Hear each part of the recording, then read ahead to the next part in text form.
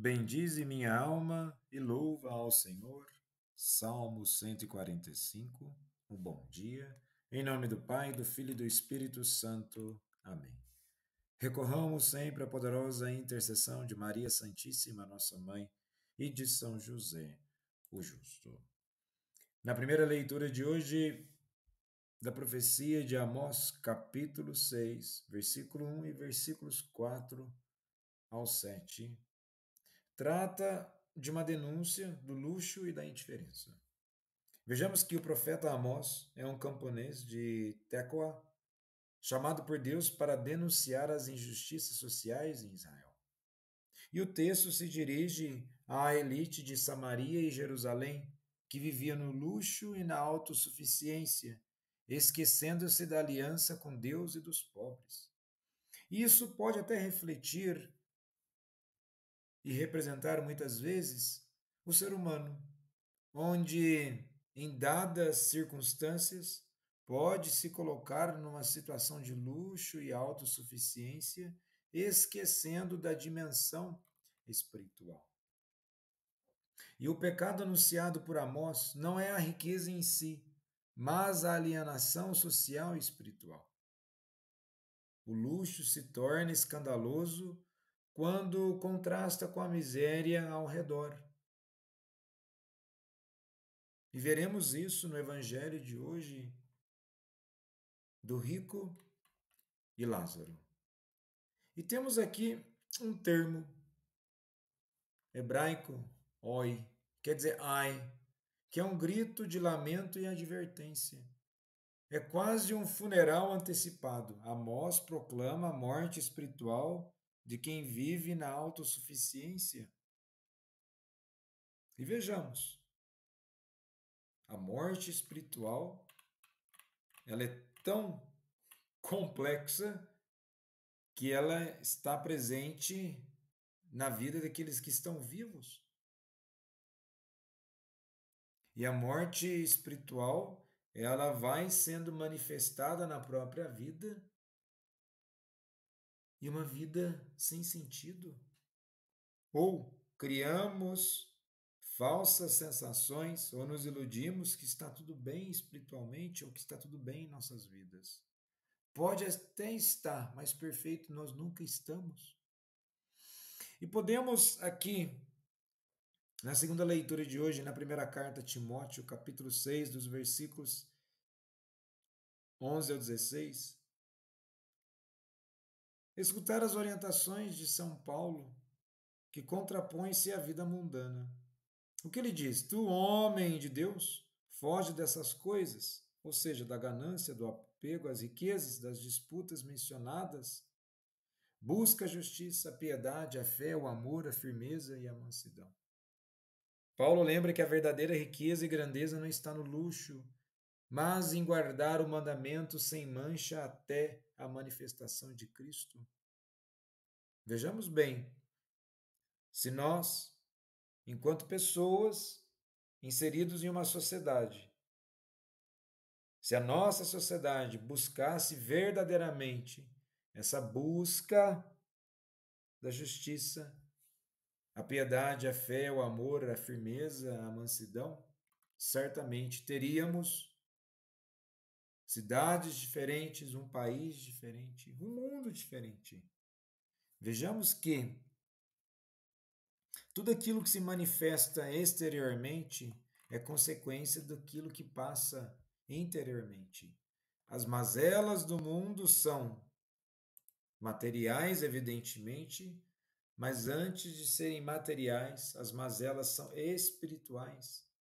As mazelas são na condição de caráter, de conduta, pois muitas vezes o coração ainda não está convertido, ou para muitos cristãos, quando se colocam na autossuficiência, uma zona de conforto, achando que não precisam mais da conversão, tal coração esfria e a morte espiritual, ela pode acontecer. E no evangelho de hoje, em Lucas capítulo 16, dos versículos 19 ao 31, Jesus conta uma parábola, né, do pobre chamado Lázaro, cheio de feridas, que estava no chão à porta do rico. Ele queria unicamente matar a fome com as sobras do que caíam da mesa do rico. E vejamos que há aqui um contraste: o rico vestido de púrpura e linho finíssimo, e Lázaro, pobre e doente, à porta da sua casa. O luxo alienado, banquetes e festas que fecham os olhos para a realidade do pobre. A indiferença, o pecado maior não é só o excesso, mas a incapacidade de enxergar a miséria do próximo e ajudar. Em Amós, o exílio.